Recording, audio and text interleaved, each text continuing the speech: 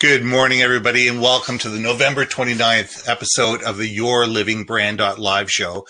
My name is Ben Baker, and my company is Your Brand Marketing. Now, 9 to 5, Monday to Friday, what do? I consult, I teach, and I speak on brand, message, market, vision, and value. My goal is to get B2B companies, business-to-business companies in the mid-tier to have their customers understand their value and want to engage. Now, brands are built on the value that is perceived by their intended audience. And that's what's important. If your audience doesn't understand, if your customers don't understand why you're valuable, you're not. You're a commodity. Every story has a unique story to tell. Every brand has a unique story to tell. And my goal is to help tell that story.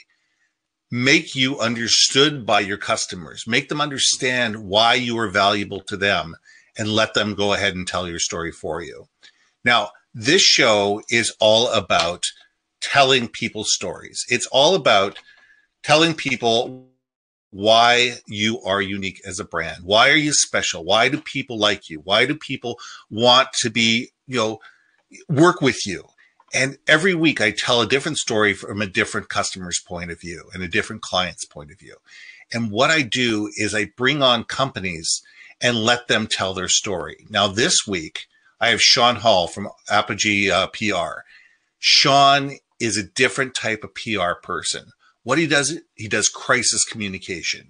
He's the person, when things go wrong, can make things right. And it's not about bringing him on when you're already in a crisis situation. It's bringing him on early to be able to put you prepared. So if something does happen, you know what to do. Now, I'm going to let Shawn tell his story. It's a great story to tell, and I will be back afterwards to say goodbye.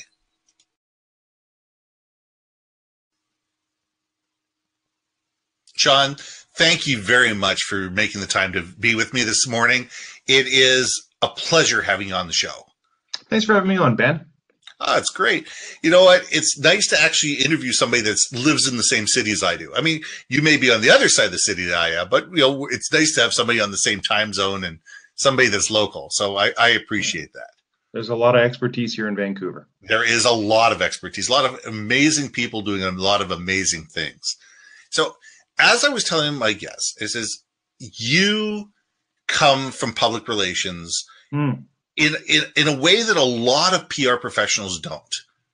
A lot of public relations is seen as, that touchy-feely stuff that gets, gets people knowing, more about a company and what it does. But you know what? The PR that you do is completely different. And I want you to tell the story about, what do you do? Why do you do it? Who do you do it for? And how did you get there? Because you've been doing this for a long time now.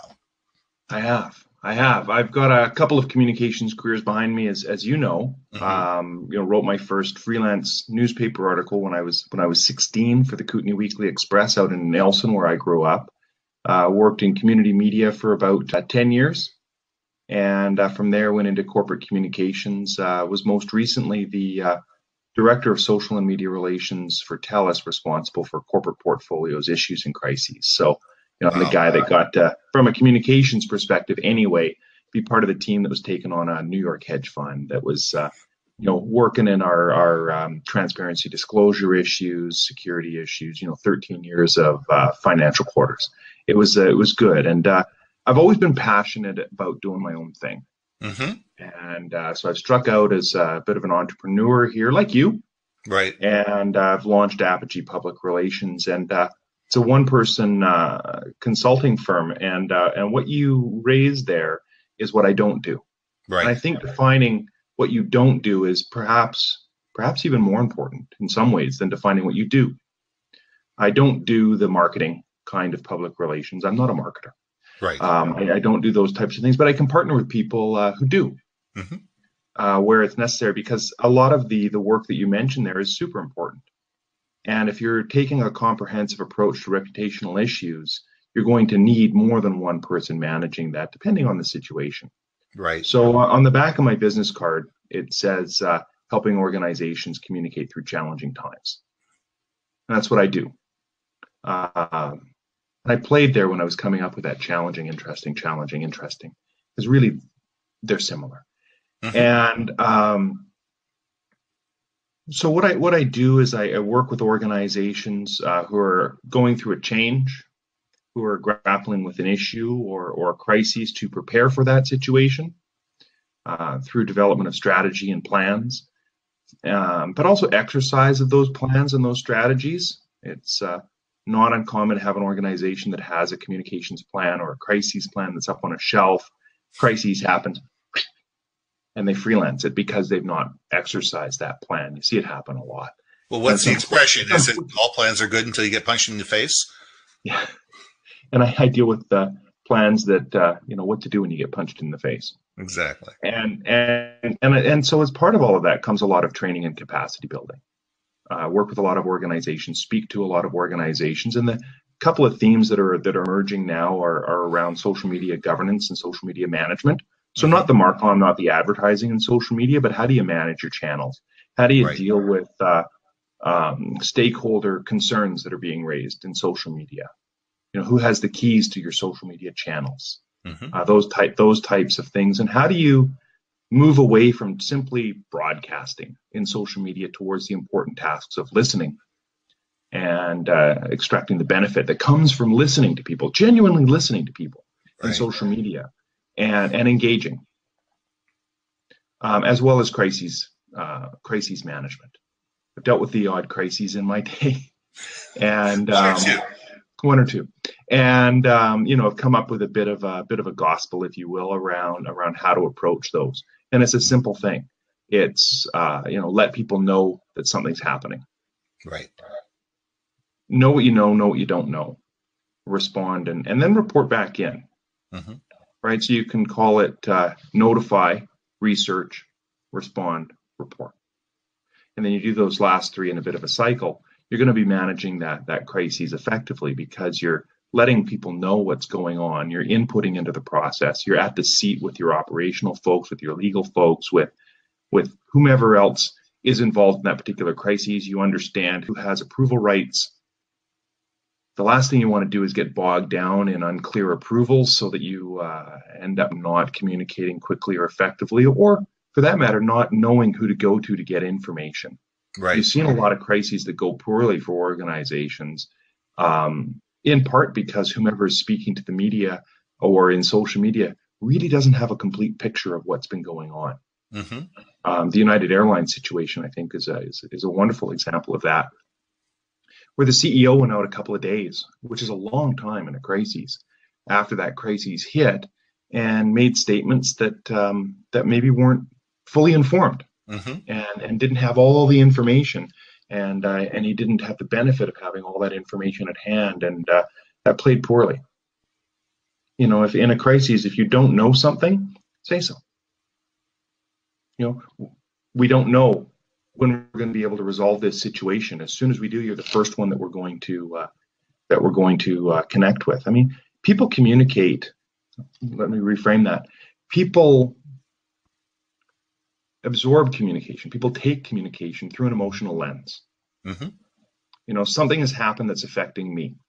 I want to know, have you acknowledged that there's an issue? What are you going to do to fix it?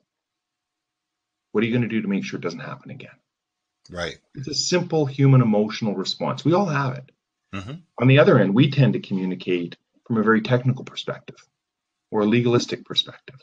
And it's a human tendency, right? You've got all these facts. Let's get those facts out. That'll help. It's a human tendency. We all have it. And absolutely. And a fact or two is actually really, really important. But when you get bogged down in technical details, it can work. It can really work against you. At that point, you're talking at people rather than with them. And not only that, I'm sure the media just gravitates to these facts and starts fact checking. And it can start working against you. Sure, it can. And it also doesn't give you it.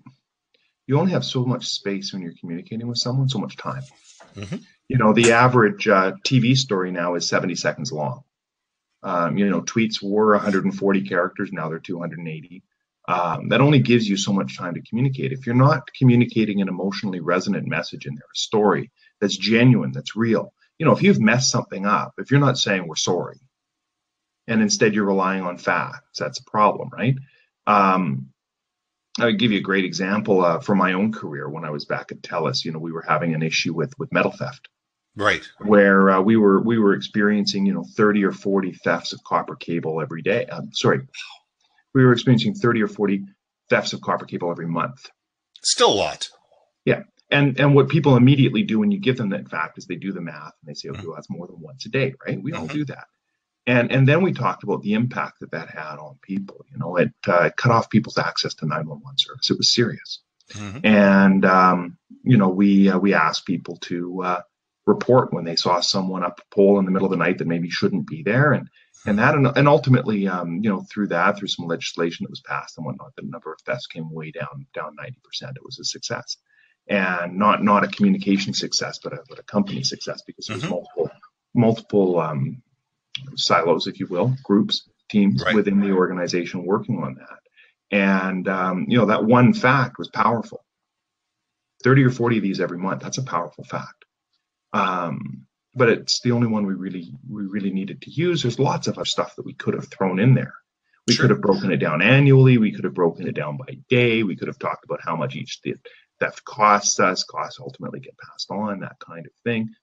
None of that really has emotional resonance, right? So we picked that one important fact. We got out there. We talked about it through an emotional lens. The impact this has on customers, on you, is that access to 911 service, let alone the convenience of being able to make phone calls, right? So it was genuine, it was real, and that is meaningful to people. Someone has a panic button, someone has a heart condition, something like that's a significant thing for them. And I think it galvanizes a bit of understanding why this is an important thing to tackle. Absolutely. And so in any kind of crisis, in any kind of challenge, communicating to people in a way that's meaningful to them, that is through an emotional lens that matters to them, and understanding what's going to matter to them is important, right? So if you're dealing with an internal audience, that's a little bit different than if you're dealing with your customers. So you're working with the same information base, you're working with the same material. But really, and you have to be consistent in what you're saying, in the sense that your facts line up and the information that you're putting out lines up because it's true. But you might be talking about it in a bit of a different way. Right. With employees, it might be around, we understand that the impact that this is having on you personally. This is what we're going to do about it. That impact is going to be a little bit different than it would be with a customer, or with a stakeholder, with a shareholder, with a member of your board of directors, with frontline employees, with professional employees in the office, whomever it is, whatever your audiences are, but understanding what their emotional drivers are and what response they're going to have, and communicating from that perspective rather than communicating from a perspective of what's my response. Right. The ability to segment that out and set that aside is important in any kind of complex issue, but it's hard. But a lot of this, whether it's internal audience or external audience, it comes down to having somebody out there that can help you develop a plan before you need a plan.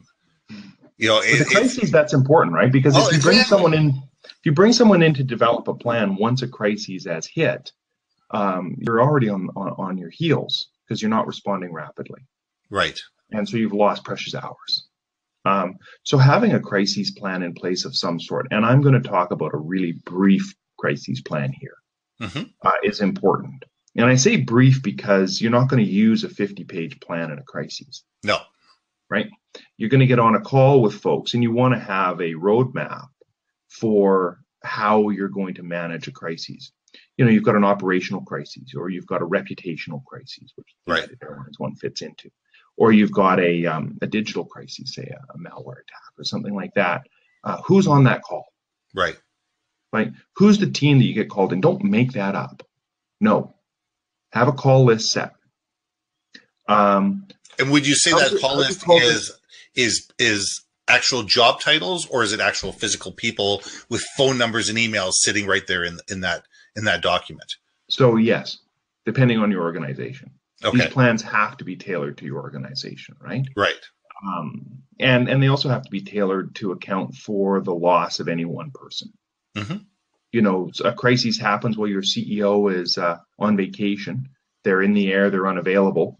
Who's going to stand in and play that person's role? Right. Or your director of crises communications, or whomever. Who's gonna sub in and fill that role? And so understanding who's going to be on that call, and who's going to be on that call if someone critical is missing. Right. And if you're having an operational crisis, sometimes it can be, an earthquake's hit, Mm-hmm. and we can't get in touch with one of our offices. There may be a big gap in the people that you're able to bring in. Right. And so 9/11 comes to mind on that one. Yeah. So understanding who's going to be on that call, understanding how you're going to structure the call, what goes first, right? In an operational crisis, having some of your operational folks start with a briefing of what the situation is generally a pretty good idea. But we often skip right by that because people are anxious to get to a solution, and that's, I get that. And but just taking a few minutes just to understand what the facts are. And if someone says, we believe that, pressure testing that so that you understand what you believe and what you know, which are two different things. We have a theory that this might be going on. Well, go and test that. Mm-hmm. And if you're going out and you're speaking to audiences, decide whether you're going to say, we think this might be happening and we're looking into it, or do you just say, we're just looking into what's happening right now? Acknowledge what you don't know. Don't make stuff up. Right. Because that's going to come back to haunt you. It's very, very tempting to do, isn't it? And, so understand the flow of that. Make sure that your communications folks are in there. Make sure that, say, your legal folks have a vote, not the absolute decision-making ability. No veto, but a vote. Exactly. Yeah. And all of that, and that you can work through what's going to happen. These calls should be fast, Mm-hmm. and they should be structured. You know what's going to happen, right? So then you've researched what's going on. People have been assigned tasks out of that. That's a key thing. You're going to go research that. You're going to go research this. We need to know this, that, the other. We're going to get back together in 1 hour, 2 hours, 4 hours, 8 hours, whatever it is. And then you're going to respond. Think about your channels. And the immediate thing that we always go to is media relations, because that's the visible tip of the iceberg in communications, right? Yeah. We all think public relations, we think media. That's just the visible tip. The 90% of it that's below that matters as well. And so thinking about how do we communicate with employees is critically important.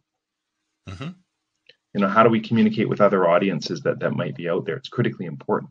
And then reporting that response back. This is what we're hearing in social media. This is what people are telling us in social media. Listen, as much as you talk, and bring that back into the next meeting and allow that information to adjust your approach. Right. And so if you're getting out there with information, make sure that you actually know it. And if you don't know it, decide, are we going to say, we think that this might be going on or not? That's dangerous to do. Right. But sometimes it's the right call, and every situation is different. Gotcha. But have those conversations. Know what you don't know. And acknowledge that. People will forgive not knowing something. People will not forgive going out with wrong information. We're going to have everything set up and fully back up and running by the end of the day. At the end of the day, oops, it's actually going to be another 3 days. That looks a lot worse than saying right out of the bat, we don't have a full understanding right now of what's happening. And as soon as we do, we're going to relay that to you. Mm-hmm. Yeah, because people want to be informed. People want to know, especially in a crisis. Both your internal audience and your external audience want to know, what are you doing, and how is this going to affect me? That's right. My big question. And they also want. Go ahead. They also want people who've made an error or made a mistake to acknowledge that, and to acknowledge how they're feeling about it. Right. We understand that this is a really challenging situation for the people involved, and we'd be feeling a lot of the same things, or we're sorry that this happened. Those types of things go a long way, because think about it in your own life. If someone, if you're feeling something and it's deep and it's strong, and someone just says, "I get why you're feeling that way. I get that." Yeah. That gives you a place to start from. Well, it's empathy. they're just, yeah, empathy. It's a simple thing. If they're just communicating facts to you, fact, or defensive or anything like that, your blood pressure starts going up. Absolutely. It's a very human thing, and understanding how people are going to respond to that. And again, different audiences have different perspectives and different skin in the game on that. If they're working within your organization, external to the organization, they're going to view that differently. Right. Now, your internal employees have a lot of pride in what they're doing, and if something has happened, if a colleague has done something, if you're in the media, that pride is hurt. Right. And that sense of self and everything else, and addressing that with an employee base is really important. Anyway, you were saying something. I'm sorry. No, I was curious, just to take it to the next level, is when you're developing a crisis communication plan, if you've developed one, how often do you suggest that companies practice? Because you don't want to create a plan, put it on a shelf somewhere, and then 20 years later, God forbid you have to actually pull it out and then sit there and go, it's completely out of date. It's completely, irrelevant at this point in time. How often do you expect people, or should people, evaluate their plan? And how often should they, put it into practice in a simulated way, just to see, can we get people to respond? Can we get people on the phone? Can we get people to, respond the way we need them to respond? Yeah. A couple of times a year is a good starting point. Yeah. It's going to vary based on the organization and the types of crises that you might face. Sure. It's going to be a little bit different for an organization that is consumer facing or working in a contentious area that has a large operational base versus one that's, say, B2B. Right. So it's going to be a little bit different. But you should be looking at that crises plan on a pretty regular basis and making sure that it remains contemporary, for one thing. The social media sphere is changing rapidly. The media relations sphere is changing rapidly. Yes. If newspapers are shutting down, or a reporter is leaving a media, or for that matter, and we're seeing this as well, a new media is coming up that should be integrated into your plan. Right. Exercising the plan is important. So, decide, who do you want to exercise that with? Is it a communications only function?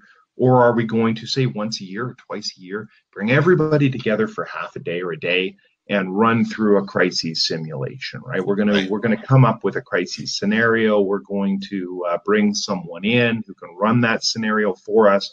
We're going to cover off operational issues. We're going to throw some surprises in. We're going to set some traps, common ones. You come in, you think that one thing has happened. It turns out that something else is actually going on.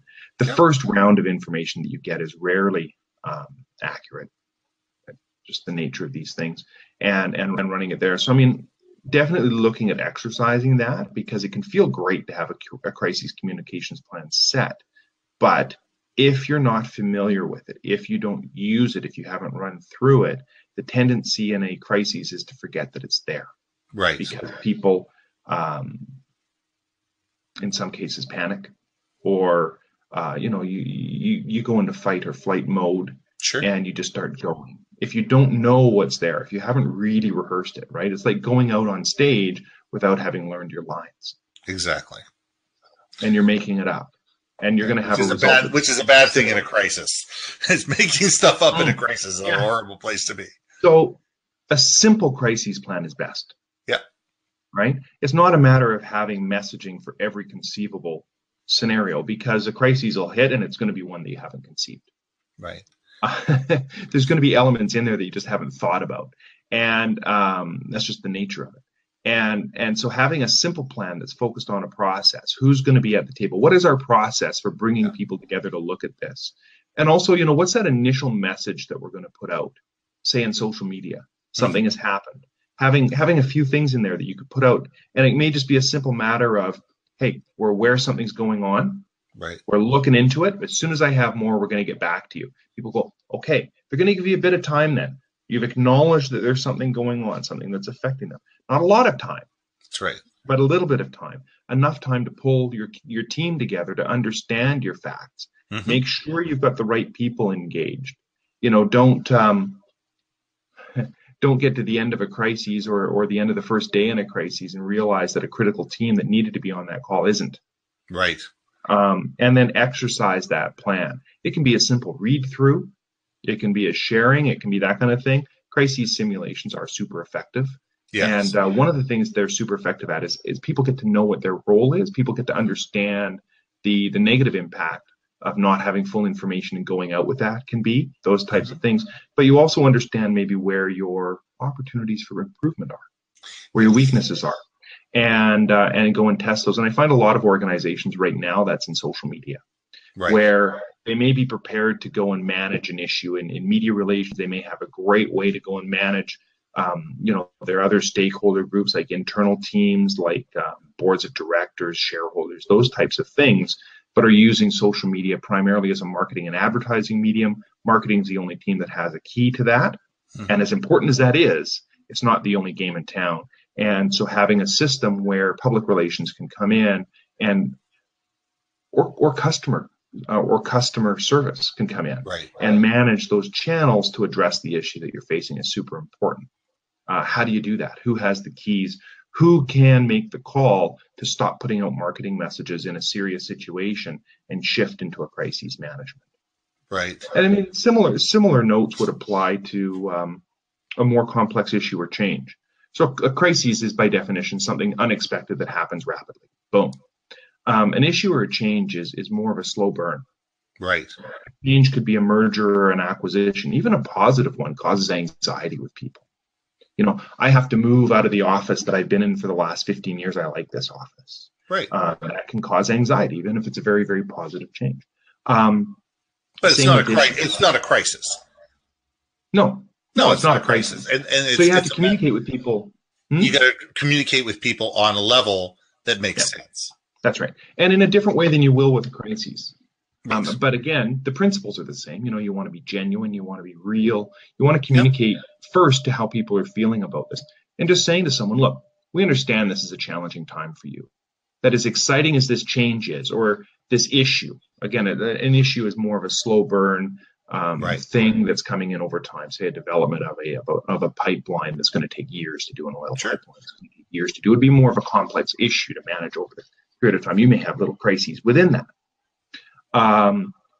Communicating with people that puts their emotions front and center and their emotional response front and center and considers that, and just acknowledging it. We understand this is going to be a challenging time.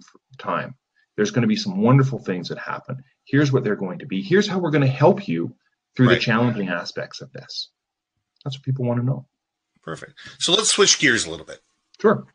Let's talk about you. Let's talk about, what are the specific things that you do that creates a niche for yourself? Like, how do you differentiate yourself in the market? Because you're not the only crisis communicator. You're not the only PR firm in town. You're certainly not the only PR firm in Canada.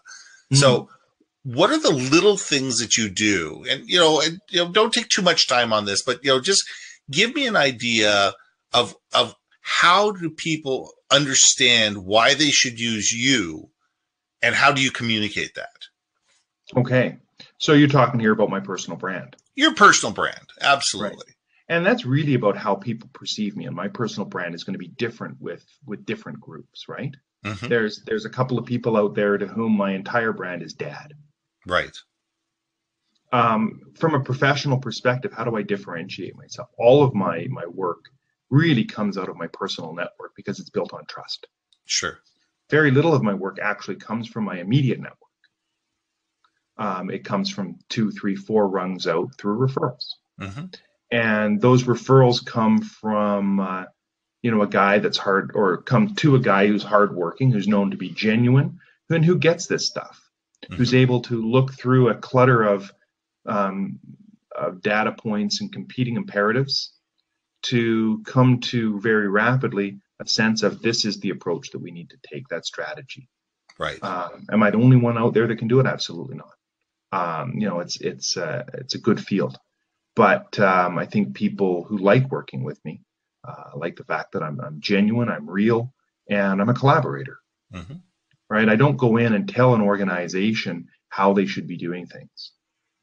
I go in and I work with an organization to understand the unique aspects of what's going on, collaborate with them to get them to a solution, and that's better for them. It's not a matter of applying a cookie cutter crises approach, but understanding the dynamics of their organization and making sure that we craft a crises approach or an issues approach or a communication strategy that works for their unique organization. So, that's this thing. Every customer is different. Every customer is unique. And it's being able to walk into a customer and understand first. Well, listen first, then understand, then internalize, and then come up with a solution. Because there's too many people out there that want to walk into any situation with a solution in mind. Yeah. And that doesn't work for what you do. No, I can come into a crisis and come up to speed really rapidly and help you manage that crisis. I can do that. I have done that. It's not necessarily the optimal approach. If we've come in beforehand, we understand the dynamics of the organization, the decision-making processes the organization has. We can go in and make those longer-term decisions. You're going to get a better result. Right. Because you've planned it out a little bit. You've got to, the average crises plan is, 2, 3, 4, 5 pages long. It's not a big document. If it's a real process-driven plan, like this is what we're going to do when something happens, as opposed to a lot of what we're going to say and build from there. Perfect. So one last question. Yeah. And this is a question I ask everybody as they walk out the door. Yeah.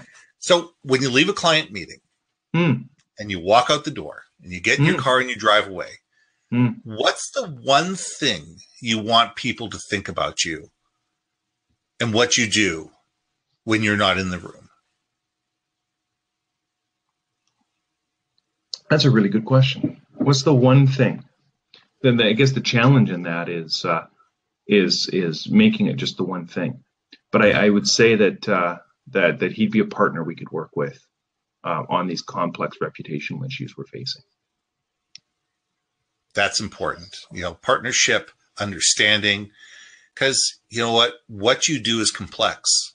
And what you need to do is to make the complex simple. So the people that are listening, the people that are affected, the people that are in crisis, understand that there's somebody out there that actually cares about them. Absolutely. And you can't do it with spin. It is.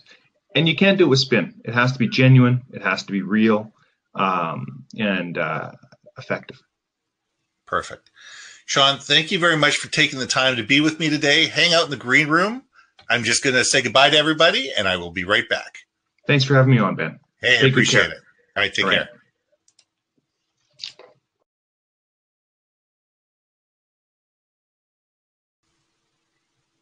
So thank you guys very much for coming into the show today. Shawn was a phenomenal guest. The one thing I took out of that is understanding what do you know versus what do you think you know. And there's a big difference between the two of those. And understanding that difference can be the difference between surviving a crisis and not surviving a crisis. So get in touch with me if you want to get in touch with Shawn, and I'll be more than happy to put the two of you guys together. Once again, this is the YourLIVINGBrand.live show. Every Wednesday, we talk to another guest and find out what makes them unique and what makes them different and why they're not a commodity. Because no brand has to be a commodity. It doesn't matter what you sell or who your audience is. The trick is to find the people that find the value in what you do specifically and not your competition, because you're not exactly the same. Everybody has something that differentiates them. It's a matter of understanding that and being able to tell that succinctly that people understand, internalize, and want to tell that story for you. Now, Monday to Friday, 9 to 5. Once again, my name is Ben Baker, and my company is Your Brand Marketing. We teach, we consult, and we speak on brand, message, market, vision, and value. Come find us. We'd love to talk to you. Have a great day.